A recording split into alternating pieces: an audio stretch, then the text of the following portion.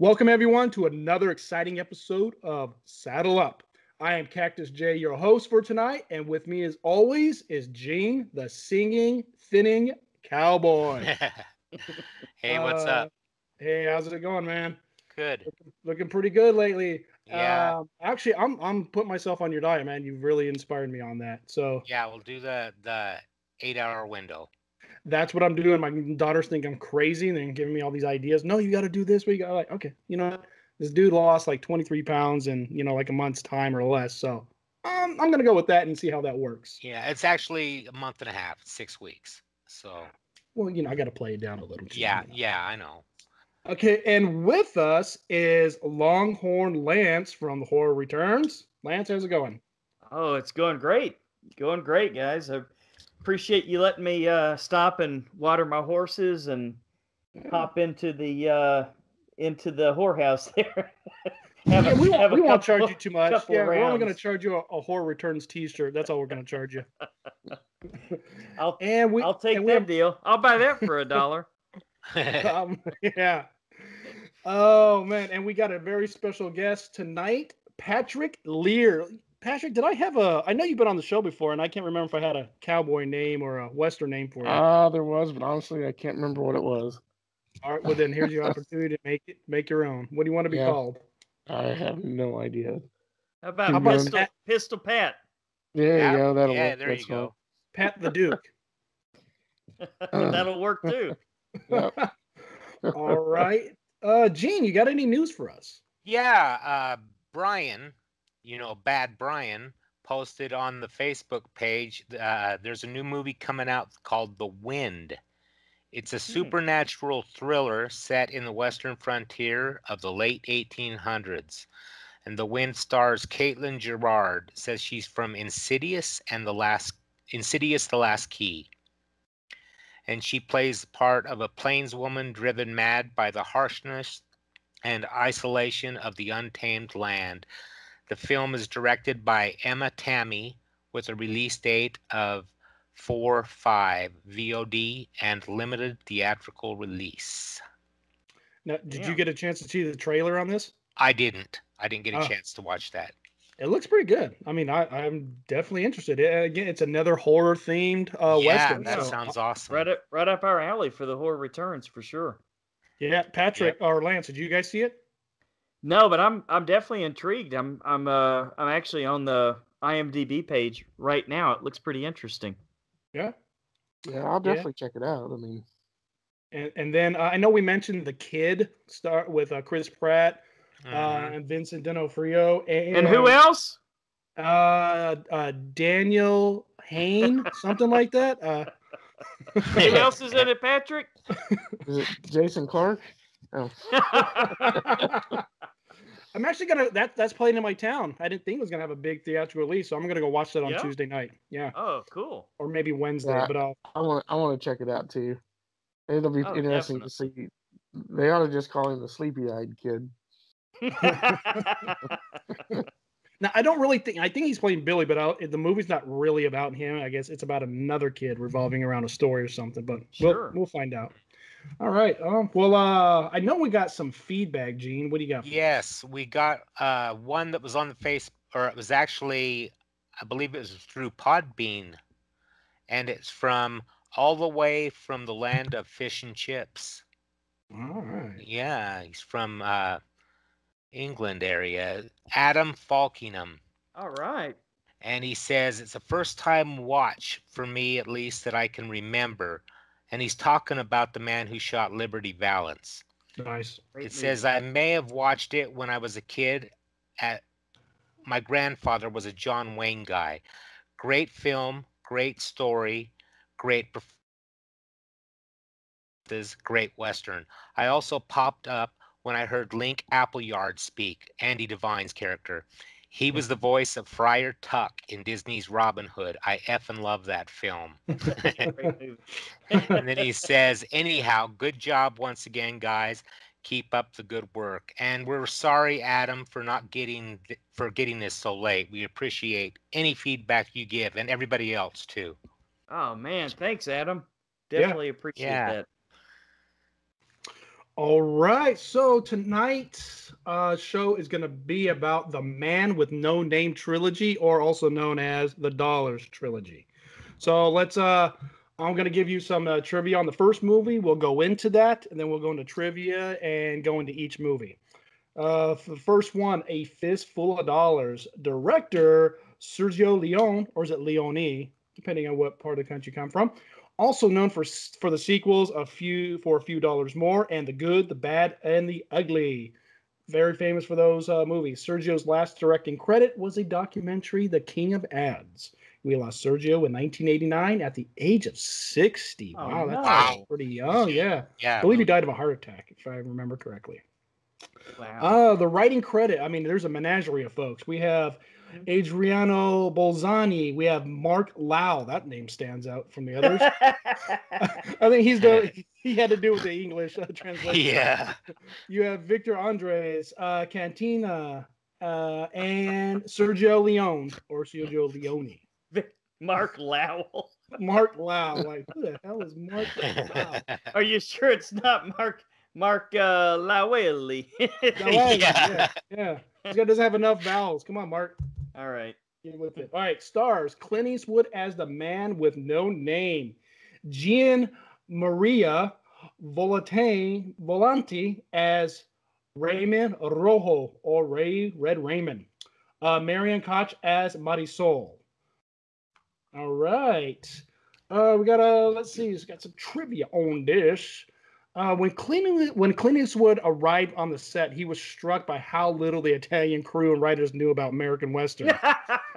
They were filming about, right? Yeah. For example, he had to point out that coonskin caps were worn by frontiersmen and trappers, such as in the Davy Crockett area, right? Like the late 1700s, early 1800s. Not by gunfighters and townsmen in the American West and Mexico of the 1870s, as writers had written. Clint Eastwood also helped creating his own character's distinctness visual style. He bought the black jeans from a sports shop on Hollywood Boulevard. The hat came from a Santa Monica wardrobe firm, and the trademark black cigars came from a Beverly Hills shop. And because there were no extra costumes, Clint took his home outfit with him every day. Wow. Yeah. Eastwood Dedication. no joke, huh? I wonder if he still has that. He's got to. It's got someone's own. I'm sure. Man, yeah, that's I wonder if he still got the that's a poncho, part at of least. American history. It's Italian history. What were you very saying, much. Patrick? I'm sorry, man. Oh, I was just saying, I wonder if he's at least got the poncho. Oh I would man, hope so. Yeah, the poncho is classic. I love that. definitely. Eastwood himself cut the cigars into 3 pieces to make them shorter, because he is not he's a non-smoker, guys. After considering Henry Fonda, director Sergio Leone offered the role to the Man with No Name to James Coburn, who proved to be too expensive. Charles Bronson turned it down, describing it the worst script I have ever seen. Third choice. And for him, went that's to, saying a lot. He's been in some stinkers. Yeah, no shit. This guy says this movie's bad.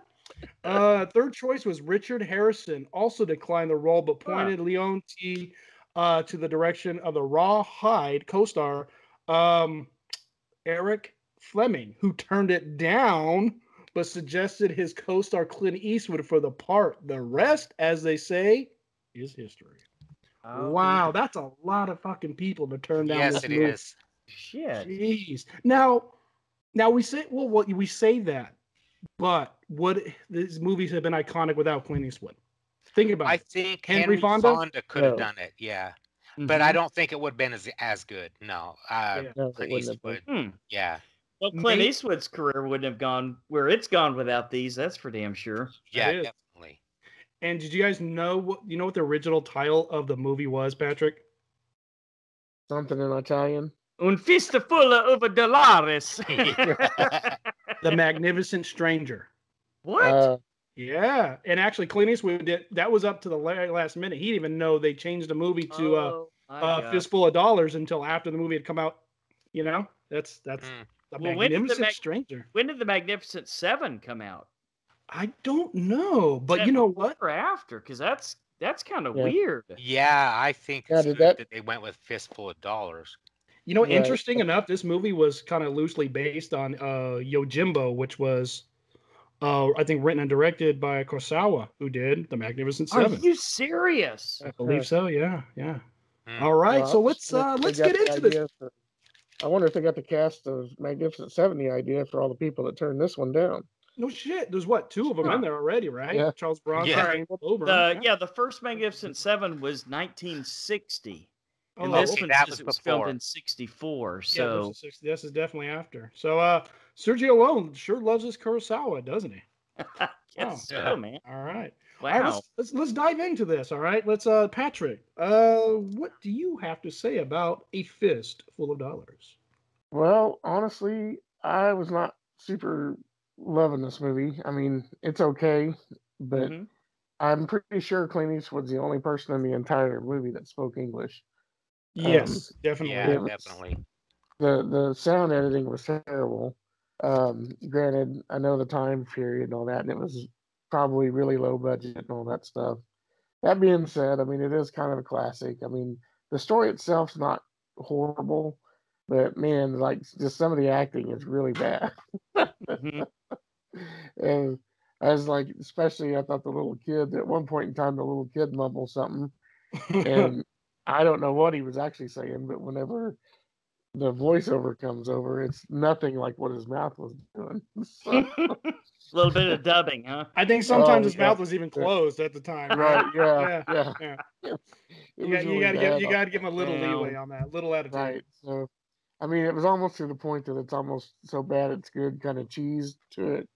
But but I know it's a classic western just for what it is. And of course, it's an iconic role for Eastwood because without this, we probably wouldn't have him for.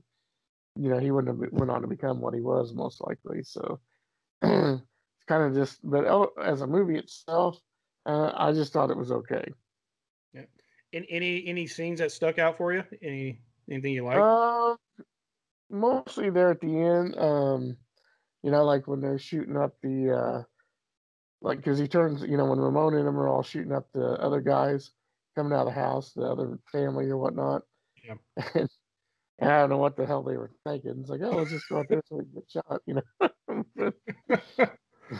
Back door, fellas. Back door.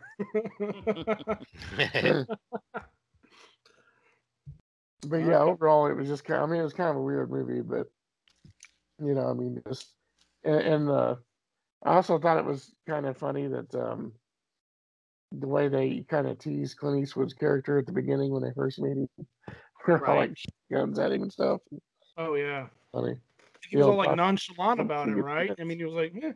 He like jumps off his horse and grabs like some kind of I don't know what he's grabbing, some kind of post or something. Just like drops. It's like, what are you gonna do? Yeah, and he's just the way he was just hanging there, and then he looks at that guy in the window who's kind of just looking at him, Mm-hmm. and he just kind of nods at him, and then drops off. Yeah. Yeah, that was kind of funny. Lance. Yeah, I when I think of the title of this, I'm such a Trekkie, man. The first thing that that pops into my head is A Fistful of Datas episode. If you remember that one, where Worf was the sheriff. Yes. Yeah, I remember that. Which was this was you're right. The dubbing was pretty obvious. I mean, look, there's 3 movies here that were kind of like, like loose trilogies of each other. Where it wasn't exactly the same characters, but he was kind of the same character, and there were a lot of the same actors and whatnot. Mm-hmm. So I would consider this one kind of like the warm-up band. It wasn't a bad movie. I definitely liked the iconic look of Eastwood with the cheroot there, and then the clothing that he wore that he would come to wear in the other films as well. And I did kind of like the fact that he was sort of like a tough guy. Mm-hmm. But he was sort of like a tough guy that had sort of like a human edge to him. Like he wasn't, we'll get into this more in the later movies, but he wasn't like, just flat out brutal. Stone killer, right? Yeah, not like a total stone cold killer. He was obviously all in it for the money. And it was kind of interesting the way they set this town up, where it was like the 2 families, like, Sort of like the mafia. Like you Yeah. guys take care of the gun running, you guys take care of the the drugs or the prostitutes or the bootlegging, and we'll kind of have an uneasy alliance. And he sort of played them against each other, which was kind of cool to see. Yeah. Um, so yeah, I think a lot of modern stuff really drew a lot from this. Like Sons of Anarchy obviously has a lot of influence from these movies. Quentin Tarantino. Oh my God! Yes, definitely. Yeah, Yeah, Django. big time, big time. And I like the music. I think the score got better. I think everything got better and better with all three films. I think each film was better than the one before it, and I think that includes the score. So, well, I mean, it's spoiler for movies that were all made before I was born, and that's saying a lot. Yeah. So, yeah, no, I enjoyed it, but I was probably expecting a little bit more from this one.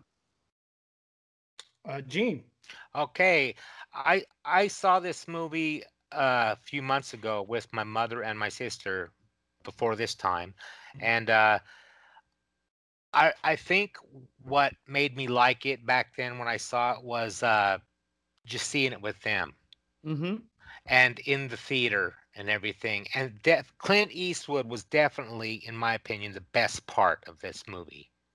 I would agree. I'll agree and with if definitely. like we were saying earlier, if it would have been given to somebody else, I don't think it would have been anywhere near as good as it was.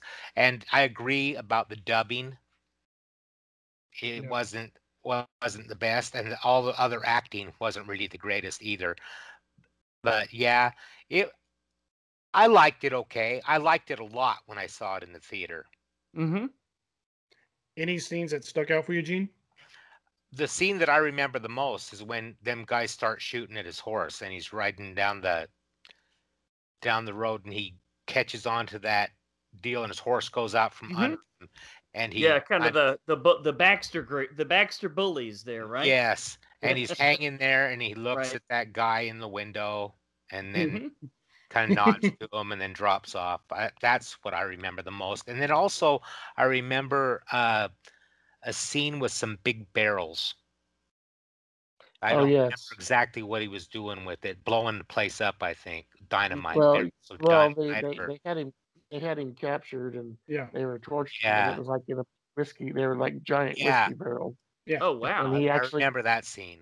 Yeah, he actually rolls one into some guys coming in to escape. Yes. Now, what about the follow-up scene from the guy shooting at his horse when he took out all those guys? Yeah, that was pretty cool. Yeah. It watching it again, I don't think it was, thinking back on it. When, like I said, I think I enjoyed it the most because I was watching it with my mother and my sister, and seeing my mom smiling and loving this movie really, made me feel good. Also, I was surprised for 1964 how violent it was. Now, was this I'm watched all three of these pretty much almost back to back. Was this the movie that had the line where he told the Undertaker, he said, go ahead and prepare 3 caskets. Yes. And then after the kill, he turned and looked at him and he said, sorry, 4 caskets. Yeah. That was a great line. Undertaker was good. I thought he was an actor. Yeah, definitely. I mean, for me, it's like I think I agree with Lance where this one kind of set the stage. You know who this character is. You know how he played. Between the two families was pretty cool. When he got caught, he did get his ass whooped, and you gotta because it's an early movie. You gotta kind of forgive that fake looking blood. Oh, that was the worst. Blood. I mean, they hadn't even had color movies around that that long when this movie was made. And you mentioned it was a little violent for a Western, but remember, guys, this was a European movie. This is an Italian movie. That's true. Yes. Yeah. So when it came over to America, it was definitely a kind of a culture shock, for the folks over here. I know, Gene, you said there wasn't really good acting for Clint Eastwood. I want to challenge that on Ramon. I mean, yeah, he was over the top, but I loved him. I loved him as a villain. I thought this Yeah. guy pretty damn good. Yeah. Yeah, and all the other kind of guys, yeah, it's kind of hard because of the dubbing on it, so it's kind of hard to judge the acting and just the way it Right. was. It's Especially the guys that were shooting at his horse as he's riding down, they were pretty over the top. But it, like you said, it might have been the dubbing. yeah, I think that's what most of it came from, and that's kind of my perspective of it. For me, one of the greatest scenes was the very end, the absolute end scene where he puts on he's seeing where Ramon's always practicing on this suit of armor, right? And he's always shooting right at the heart. Yeah. Right. Yeah. And because he's a smart guy, and that's what I think it was this one where they mentioned, like, he's not only fast with a gun, but he's extremely intelligent, and that's, you got to be careful with this guy. So he made the world's first bulletproof vest, way before Dirty Harry. He sure did. I'm gonna go down a rabbit hole on this one now. So most people who know me, I'm a huge Batman fan. I love me. Yes, Batman. true. Now, my best incarnation of Batman is the animated series that came out in the early mid 90s. And there was a take on this movie. I think it's from this. Yeah. So there's an episode where when Bruce Wayne was young and he was practicing, how to be a ninja and all that stuff. And there was this one guy that was always continuously beating him. Well, then flashback to the normal time. This guy comes back and he's, tormenting Wayne and all that stuff. And he goes and he finds out where this guy is practicing. And he wants him to teach him like this death move, kind of like in Kill Bill, that shot to the chest. Sure. And he's feeling around and he's looking at the dummy that he's using. And he notices that there's one spot that's extremely soft or extremely worn. So much like Clint Eastwood, he goes and he puts a padding right there and he allows the guy to touch him and give him the death. Bruce Wayne pretends he's dead, gets back up and says, your trick doesn't work, and of course beats the guy. So, and then of course, Back to the Future 3, right? Marty McFly does the exact same thing. When Biff shoots him down, or Western Biff, he's got that metal thing under him. They're like, what the hell? You keep shooting him and nothing's happening. So, forget all about that, man. Yeah, because he saw Biff watching it in Back to the Future 2, right? He was watching. Great freaking flick. Yeah, to me, that was the best scene, man. It just showed the intelligence of Clint Eastwood. And then it just in the over the top of a Gian Maria Volante. I loved his character. I love how he was over the top with that, and I love how he had nothing to do. His best thing was being able to shoot you in the heart from that gun, and nothing happened. So wow. Yeah, I love this movie, man. I really did. And I think I agree with you on the most part, guys. It's because of Clint Eastwood. I don't know if I love the movie. I love the character more. I think that's I think that's how I feel about it. Yeah, the character is definitely awesome. Yes. Yeah. And he was see what got him his start. I mean, that definitely got him his start. And it sounds like he had a lot to do with how it kind of. Now, remember, guys, this is an Italian guy's version of how he thinks it was in the West, right? So it's not like, somebody here, has some kind of history to it. You can write a Western. No, this was kind of an interpretation. And for the most part, it worked. I know. Clint Eastwood, Clint Eastwood, of course, had a lot to do with it. I mentioned in the trivia, it's like, guys, no, that's not how we dressed back then. This is how we dressed. Yeah. So it's and I don't know if you guys mentioned, but he was called Joe a couple of times in the movie. I think first by The Undertaker. Maybe he was just calling him that, but for the man with no name, he actually has a name in all three movies. Yeah. I wonder if the name Joe has anything to do with that other movie he did, Joe Kid. Could be. Yeah. Who knows? All right. You guys ready to move on to the sequel? Yeah, for sure. Next, for Few Dollars More, director Sergio Leone, of course. Writers Fulvio Morcella, Luciano Vincenzoni, and of course Sergio Leone. And if I'm completely messing up those names, send an email to lance@thehorrorreturns@gmail.com. They left Mark Lowell out of this one, huh? Yeah. Mark was doing another gig. Okay. He was. He stars Clint Eastwood again as the man with no name, or as also called Monco.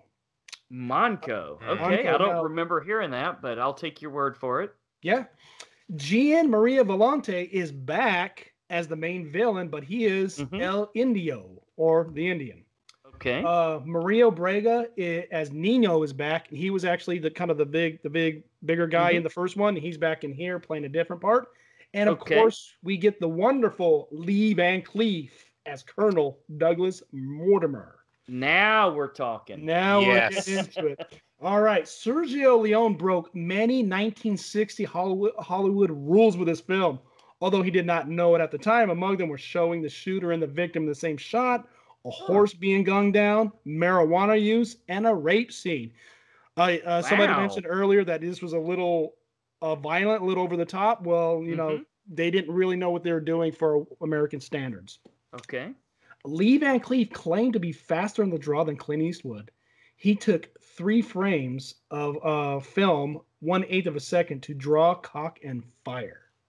Is that true? It's on the internet. It has to be. Wow. So Lee Van Cleef is actually a real gunslinger, huh? Yeah. That would have been. He looks like one. That's for damn sure. He looked like he knew what he was doing, man. Although Clint Eastwood's poncho was never washed during the production of the Dollar Trilogy, it was mended. In the final scene of The Fistful of Dollars, the poncho was pierced with several bullets by Raymond Winchester, the scene I was just talking about. In the sequel, in this movie, Eastwood wears the same poncho back to front, though. So if you notice, the holes which were sewn up are on his back. Instead of on his instead of on his left breast, it was on his right back. Talk about low budget guerrilla filmmaking, huh? Well, I mean, I think it probably has more to do with the character, the evolution of the character. You know, instead of just kind of give him a new outfit, you got to show that. Patrick, was that intentional? What's that? Do you think that was intentional, that they reused the same outfit? Oh, I'm sure it was. Okay. And it may have just been a budgeting thing too. Or he could have just got a new poncho. You know what I mean? But he could have, but bring I think the same one back. Yeah. Right, and maybe it was one of those things where they couldn't find one that looked like the one they had. Right. True. The same pattern and everything. Yeah. And here's another trivia you guys are gonna like. Sergio Leone wanted Henry Fonda again, but this time to play the role of Colonel Mortimer. But as we know, Fonda turned it down. He next approached Charles Bronson again. He wasn't interested. You'll never learn, man. No. And instead of going to James Coburn, who else does he go to? No, he goes to Lee Marvin, who refused it. Because he just signed on to make a movie called Cat Ballou, which Gene and I were just talking about. That's on the list, folks. Yeah. Coming down. That's one of my favorite westerns of all time, man. Oh, I hope we cover that one. We're definitely doing that one. It was then Leone offered the role to Lee Van Cleef, who hadn't worked in films since How the West Was Won in 1962. So, yeah, he's been out of film for about 3-4 years. Although he had worked fairly steady in television. Van Cleef thought that Leone wanted him for a few scenes. It was outstanding when he discovered he actually was going to be the co-star. Good call there, man. Yes, he was awesome. Definitely. Lance, let's start it off with you. What did you think of a few dollars more? Yeah, definitely. Now we're getting somewhere. Now, plot. Okay, so visually, the first movie was great. The music was good. I loved Eastwood's look. I loved the costumes, other than the coonskin cap era. Whatever. But now we're getting into a real story, because now you've got the 2 bounty hunters, and now this movie was really inspirational of a lot of things that came later. I mean, for crying out loud, man! Think of anything from westerns to Star Wars, anything. I mean, you guys are talking Tarantino, for crying out loud. Yeah. Now we're really getting into it. And I had no idea that they actually called him Manco or whatever you guys were talking about. Yeah, Manco. Yeah, I think he was mentioned that when Lee Van Cleef came in and said, hey, I'm looking for this guy. And he said, hey, there's another guy who came and asked for, and his name's Manco. Well, You know what? I thought this was really cool, man, because these were both men that were after the money, but at the end of the day, they both had honor, and they got that across in their parts. And I thought that the two actors played off each other perfectly. Well, I enjoyed this one a lot more than the first movie. well, we're gonna spoil the shit out of this, folks, because it's been 50 something years.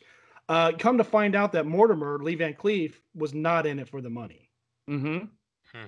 Remember now we mentioned a rape scene. That was his daughter. Yeah, this Yeah. was This way was a ahead of its revenge. time, It- man, for- Oh, I Clint thought it was Eastwood- his sister. Was it his sister? I thought he mentioned. Yeah, I think it was sister. his You're right. sister. It was a sister. It was a sister because it's yeah, that's right. That's right. But Clint Eastwood was in it for the money. He was in it strictly for revenge. And he had this whole plot, and when he adapted his plan once Clint Eastwood got involved to include him, to be in it for the money. Because at the end, he gave him all the money. He's like, "It's all you, man. I got what I needed." I'm sorry. Go ahead, Lance. Yeah, and that was interesting. You don't see that happen too often. No. Now we saw it in what was the movie? Oh, The Three Amigos, where he threw the money back at him, and we were talking about how cool it would be if we had some different people in the parts, and they tried to like hold on to the money or something like that. Oh yeah, definitely. But yeah, no, this wow, yeah, this was a trendsetter, man. This definitely was a turning point. Whether you like these movies or you don't like them, you have to admit that Westerns changed big time. When these films came out, it kind of went from the the old guard and the black and white type Westerns to the the bloodier, the more brutal, the more people that are more self-interested and money hungry and stuff like that. Yeah, the clean-cut hero is done. Absolutely. Yeah, just the white hat versus the black hat at this point. Yeah, it's getting to be a lot more complicated than that. So, yeah, I definitely enjoyed this one more than the prior movie, for sure. Gene. No, I'm sorry, Gene. Let's go, Patrick. Okay. Sorry, he's our guest. Okay. Yeah, I actually really like this movie. This one's actually probably my favorite of the trilogy, to be honest. Oh, nice. I love the hero, the anti-hero, the whole element back and forth. I thought one of the scenes that I really liked was it was kind of funny too, but where they first meet each other and they're in the street and they're shooting each other's hat.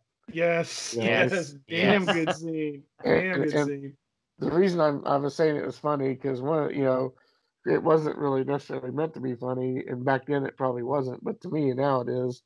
And that was the sound effects of the gunfire going off at the time because everything was wing, and it was I got the echo and all that. And it was just kind of funny, but it was a great scene where they're just showing off their gun prowess to each other, and it was almost like a giant pole pissing contest. It was kind of funny. Sure.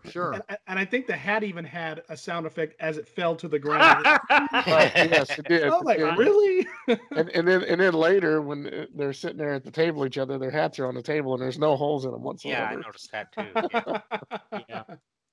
Yeah, definitely.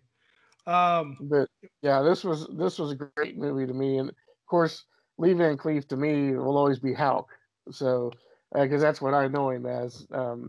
Even though he was doing all this way beforehand, but from Escape from New York. So I always think, look, it's Houck. Sure. but yeah, I really did enjoy this movie. It had such a better story than the first movie. While the first movie was iconic with, it had the look and all that stuff. This one just really kind of brought it all together. So I really enjoyed watching it. Nice. Gene. Okay, I'm kind of with Patrick. I'd like to say compared to like the more conventional westerns like the John Wayne movies and stuff like that, this is a lot more gritty. And it's because, like you said, it's an Italian director. Clint Eastwood's charisma was awesome in A Few Dollars More. It's always awesome, but every character you see looks really, really dirty, and so it looks realistic to me. And it also looked really hot. Oh yeah, they Uh, were always Yeah. sweating. Right. Yeah. always, yes. Always sweating. It probably And was hot wherever they were filming this. It always looked like they were in the desert the entire time. yeah, Right. maybe a lot of that can be the makeup too, Oh, lighting. I got a Hmm. makeup comment. I'm sorry. Go ahead. Okay, and the score. I love the score in it, Mhm. and I didn't realize that El Indio was the same guy that was in Fistful, but I actually liked him in this movie a Oh lot yeah. more than in a I Fistful of Dollars. He Yes. showed so much in his eyes with his acting, and like we were saying earlier, some of it seemed over the top, like when he was laughing in one scene real maniacally, the way Hmm. he would laugh. But maybe that's also because of the dubbing, Yeah, you like gotta you mentioned. gotta give it with a grain of salt because of the dubbing. Yes, Yeah. yeah, and honestly, I didn't expect the twist at the end with it being Van Cleef's sister. I Mhm. like that. I Hmm. like that a lot. And my favorite scene was at the very, very end, the respect they have for each other. Yeah, because I mean, if Eastwood was just in it for the money and that's all he cared about, he could have Yes. let Indio kill Mortimer, Yep. and then he could have Yep. easily dispatched of Indio, right? And then all the money was his. But yeah, the respect he had to say, nope, he's got the gun on Indio. He Yep. says, here, take my gun. And Yeah. he had Yeah. the Yes. watch with the music, and he's like, when the music ends, Yeah, we Yeah. will fire and all this stuff. And that was really cool. Yeah, I And liked the way it he a comes in lot. and interrupts that is Yes. awesome. Yeah. that was one thing you mentioned makeup. It was just really silly. I mean, it was as silly as shit. When Clint Eastwood was sneaking into the room that had the when they robbed the bank, right? I remember he Uh-huh. was taking like the tiles off the roof, and Yes. he's going in there, he's got like this brown black makeup on his face, and I think that was on there so they can try to film it like in the dark. I'm looking at Hmm. it, and then I hit pause, and I kind of rewind it to look like what his face looked before, and then I kind of played it right after when he finally went in and he was talking with Van Cleef. He had like some Right. kind of brown makeup or some shit on his face. I was like, I didn't even notice that. what does he have this on for? But I think it was because of the dark. But to me, Huh. it was a little silly. Um, but no, man, this is.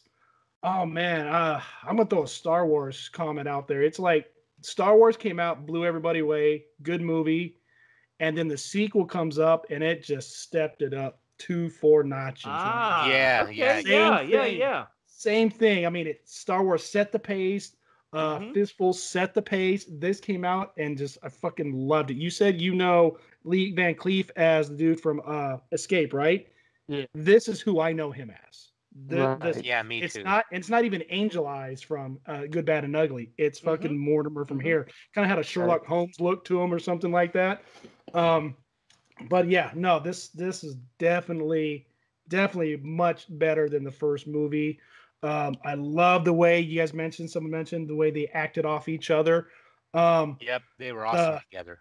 and the scene, and Patrick, you mentioned the scene where they first introduce themselves into the street where Clint's shooting his hat and he shoots it and he shoots it. But then Mortimer takes it up a step notch, shoots it off his head, and keeps it in the air. Yeah. It's a little silly, but it's a fucking cool Yeah, it was a scene. little silly. It's a That was a little Three Amigos right there. But definitely. I love Clint Eastwood's reaction. Right. Just, Yeah. his look like, what the fuck? You know. Hmm. I thought I was good, but Yeah. damn. Yeah, no shit.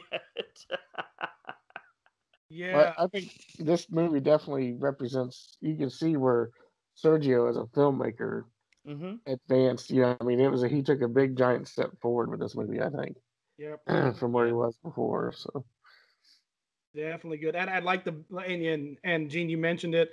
I really liked Volante in the first movie, and he was definitely much better in this movie. Yeah, definitely I think better so than too. Indio, because he wasn't just some kind of crazed guy like from the first one. Of course, he was crazy in this, but he was also smart. He figured out who these two guys were from the beginning, and he was letting them play their game right until they got caught. Now they were still able to get out of it, through their own And ingenuity. I think he was also tortured a little bit about what he had done to Van Cleef's sister, or what had happened to her. I didn't get that. That's something I think he I genuinely missed that cared completely. See, it for her. seemed like it to me. Yeah, I think he actually cared for her, and Yeah, he did. you know, it wasn't like she was just some random girl that he went into. I think that's what it was. And when she killed herself, that it kind of, Oh, wasn't that a you know, crazy? Yes, it She's gonna was. get the gun. You're like, oh, we know this is a She's flashback. gonna. Yeah. We know he lives. So how in the hell does she? What does she do with that gun? I did not when I first saw that a long time ago.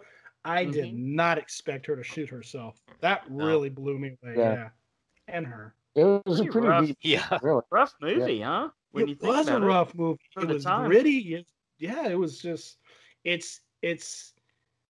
I would love to get this without the dubbing aspect of it, right? Because I'm sure there's some great performances in there, like Nino. Remember Nino, the big guy, right?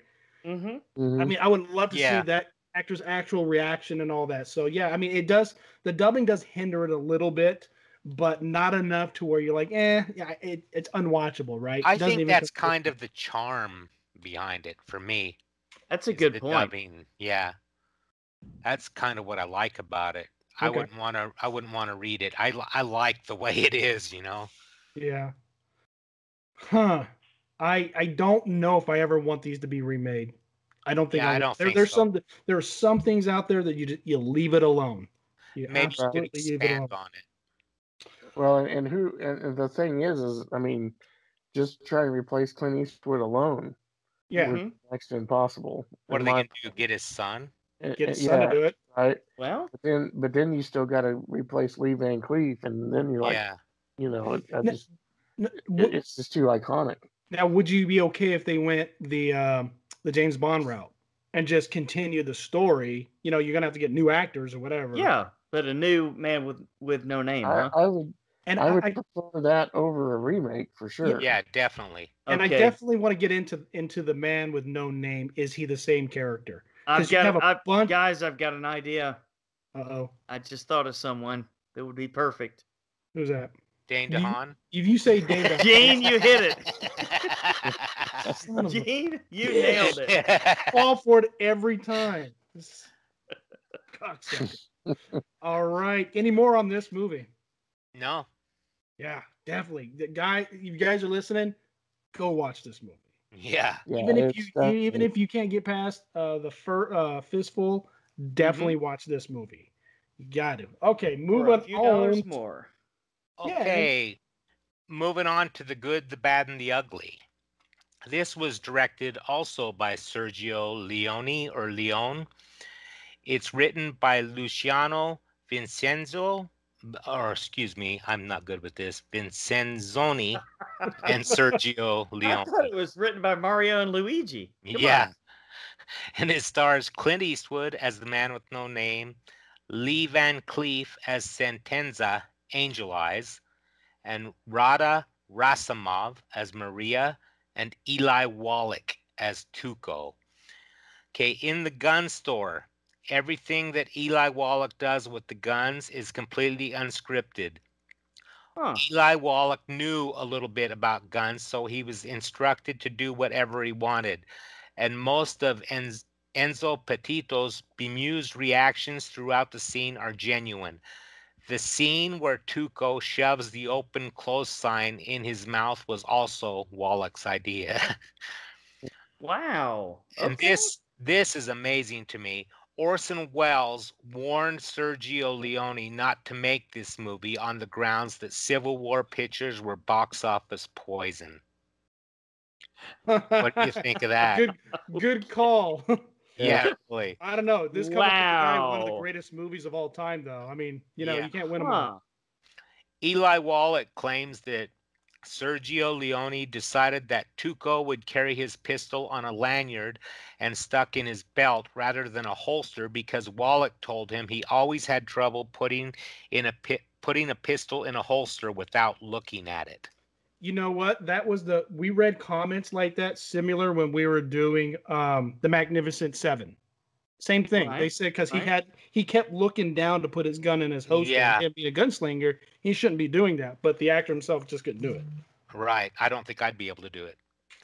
And it says Clint Eastwood wasn't happy with the finished movie. He later said it was bloated rather than expansive, and the only Okay. fleshed out character was Tuco.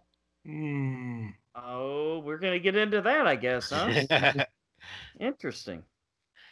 Okay, so Patrick, what did you think of The Good, the Bad, and the Ugly? Well, it's been a while since I've seen this movie the first time, and on rewatch, I watched the extended cut that's like 3 hours long, Yeah.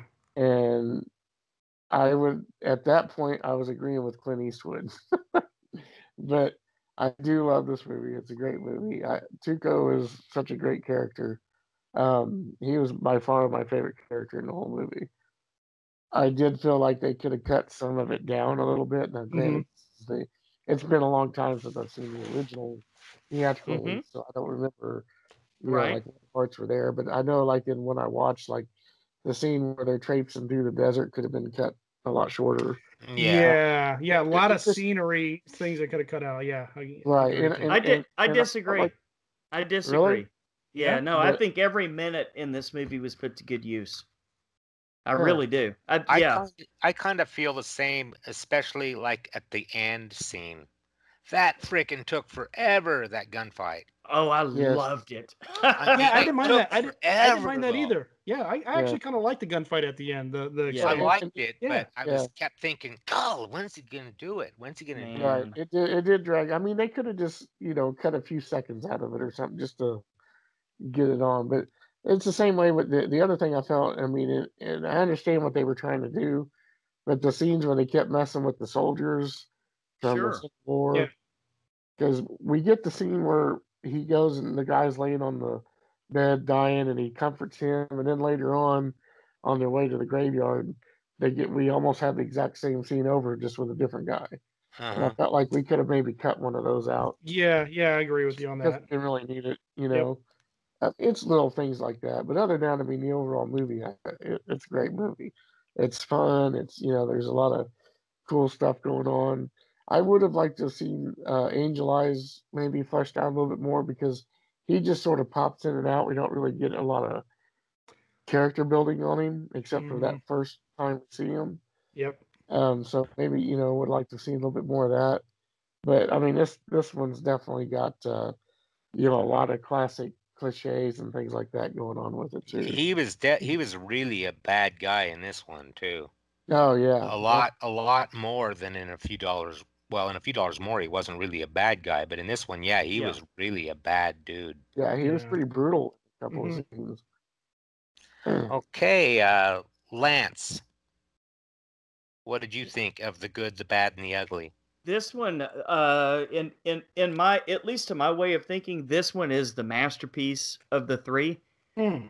I loved it from the opening scene, actually from the opening credits and the music.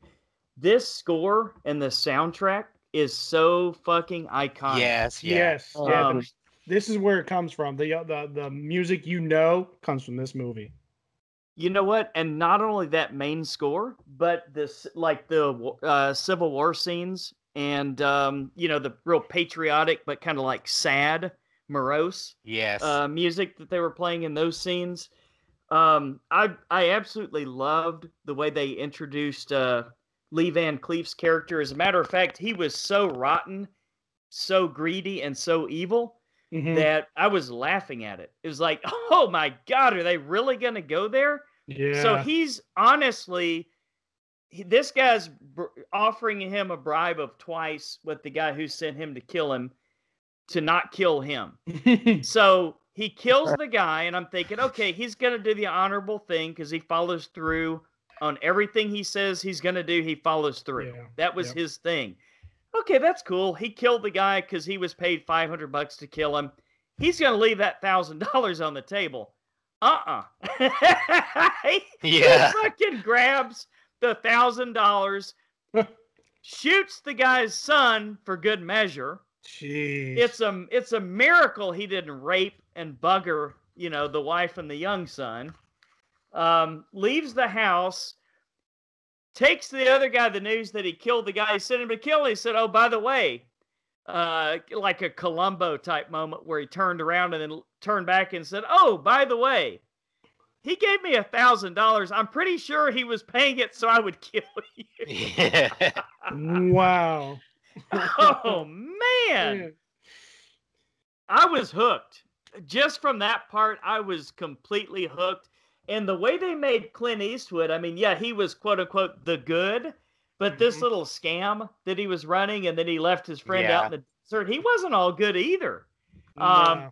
I mean, this was just a nasty, nasty little movie. But I And kind of no good think guys he whatsoever. was. I kind of think he was the good though, because he could have, you know. I thought for sure he was going to shoot that out from underneath him and let him hang. Oh, Tuco? Yeah. Well, Yeah. that was a great scene too. Yeah, it And was. that final gunfight, what you guys were talking about, that 10-minute long Yeah. waiting to see who's going to draw first. Yeah, that was their just eyes. that was movie magic for me. I This, loved it. I loved it. guys, the first two were okay and they helped get you to where you needed to be. Oh, and by the way, I liked the fact that they didn't have Eastwood wearing his signature poncho until the very end.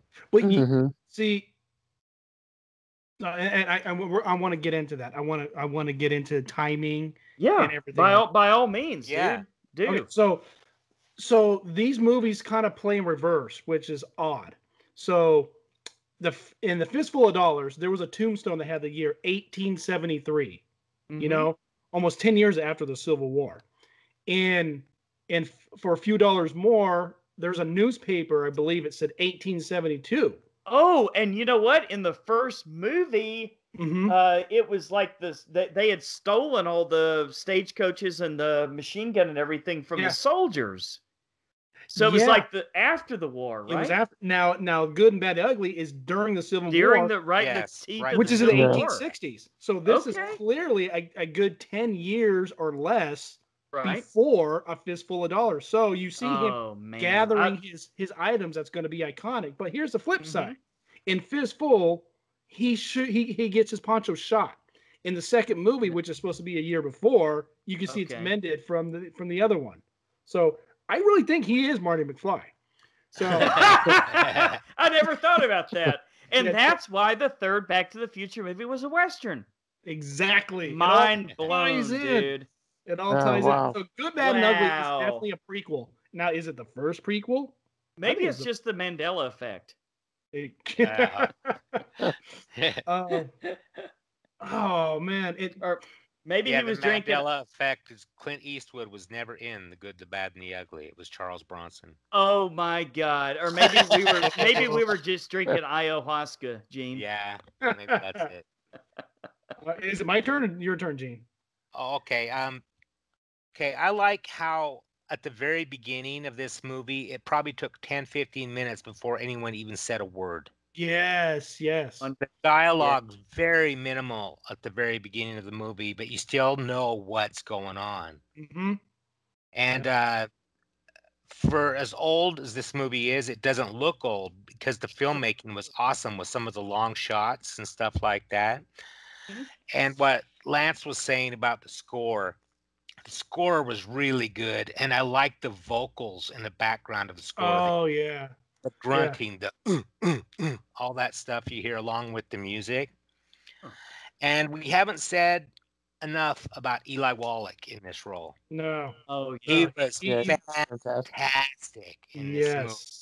The very end when he just stands up and goes, "You son of a bitch," you know, just the way he did that was awesome. The whole movie. And Lee Van Cleef was really, he played the bad guy. Really, really. And just straight up evil, right? I mean, I don't know if the guy from the first two movies is worse or he's worse than this one. I'm still contemplating that. Yeah. Yeah. You know, at first I was going to say that I liked A Few Dollars More than any of the others, but now I'm starting to think I want to watch The Good, the Bad, and the Ugly again because the more we've talked about it, I really did like that movie a lot. I think right now it's kind of a tie between The Good, the Bad, and the Ugly and A Few Dollars More. Well, you're going to have to make a decision come shootout. Okay. Oh, Okay. we'll save you for last, Okay. Gene. All right. For me,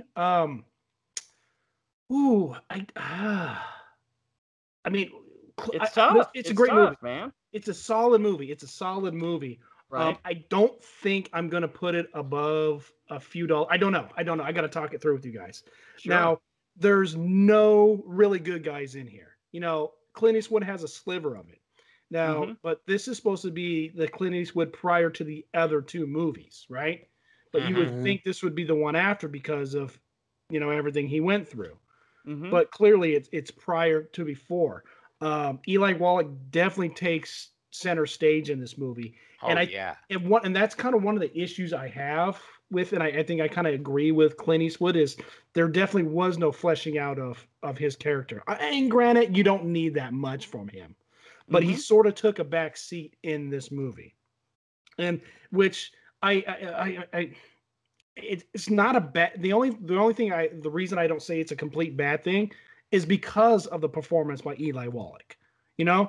He really stands out, and you see it, and he does a fantastic job. So that kind of, in a way, validates why it's okay for Clint Eastwood to take a back seat in this movie, as much as he did. For me, anyway. In Lee Van Cleef as well. I guess I was expecting more from them too, just as I got from a few, and not as much as, because you go and you thinking Eli Wallach is going to be the Ramon and the Indio of the movie, right? And that gets completely flipped on its head when you found out Lee Van Cleef is actually the crazy bad guy. Right. Clint Eastwood and Eli Wallach just want to make money. That's what it comes down to. That's all they want. They just want to make money. But for me, it's just, man, I love Eli Wallach, but I still have an issue with with the man with no name taking Blondie, as he's called in here. Sure. Taking such a back seat to this, and that's kind of what that really holds this back for me. I did being notice a perfect movie.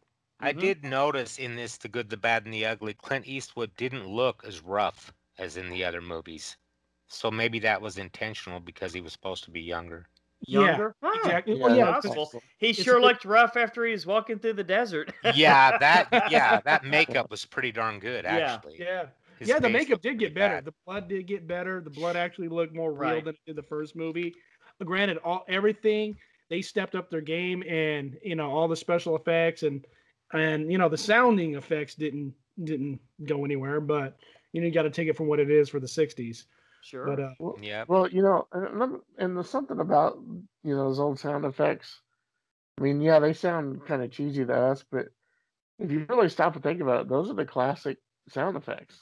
yeah, Those are the classic. I don't know. I remember one time when I was in school for audio stuff, and we went to this little museum thing, and they had all these little devices that showed you how those sound effects were made, and and they had this wood square that had a grid of strings, and it had wooden blocks hanging from it, and when you went up and down on a counter, it gave you that like horses running kind of sound, or like thunder or Yeah. whatever.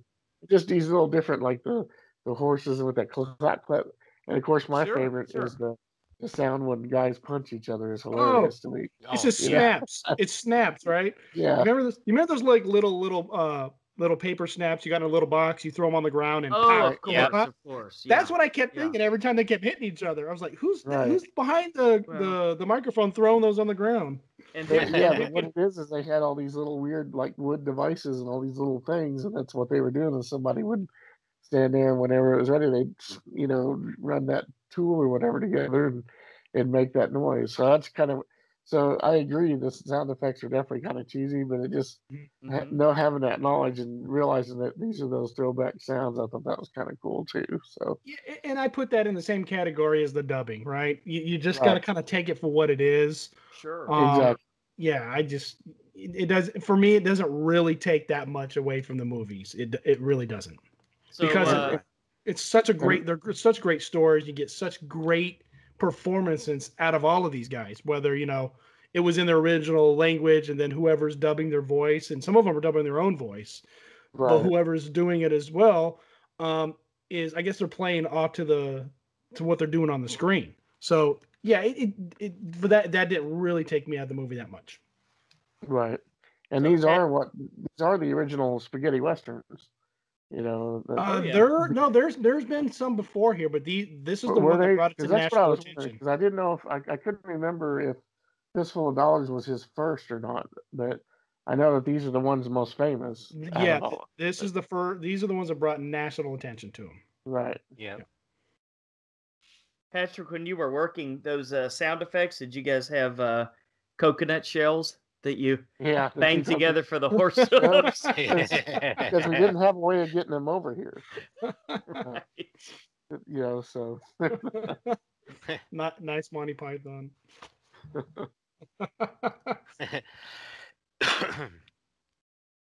All right. Okay.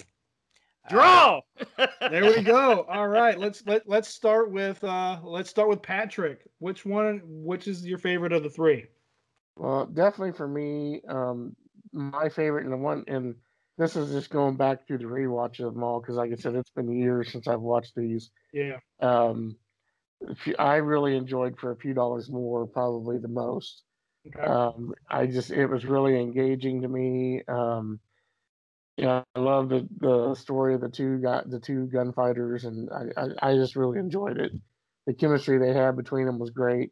And that chemistry really wasn't there in like The Good, Bad, and the Ugly. So, although I did really enjoy Tuco, he's probably my favorite character out of the whole trilogy. But definitely For a Few Dollars More, I'd say is my favorite. All right. Lance. But yeah, for me, like I said, hands down, they got better. So for me, hands down, it's The Good, the Bad, and the Ugly. All right. All right. Gene. Okay, I'm going to go with my original and say For a Few Dollars More because I really like the story in it, and especially how Lee Van Cleef and Clint Eastwood's character had such respect for each other. Nice. So I'm going with For a Few Dollars More as my favorite. And for me, much like the Star Wars reference where Empire was the best, part 2, I'm doing the same thing. I am going with A Few Dollars More. I just love the dynamics between the two characters, Lee Van Cleef and Clint Eastwood. I like how Lee Van Cleef kept it so cool, throughout the whole thing. When Clint Eastwood was ready to give up on him, he's like, I'm on my own. And he shoots him in the neck. And he's like, well, what's that? He said, because they're not going to believe that you came back unharmed. He's still going forward with it. He's still, and he's not crazy about it. He's playing it cool. He's playing collective because he has a task to do. He's got to get this revenge. I loved it. Clint Eastwood was perfect in it. It's very hard to beat Tuco. Who said it was their favorite? Was that you, Pat, or was that you, Gene, who said that?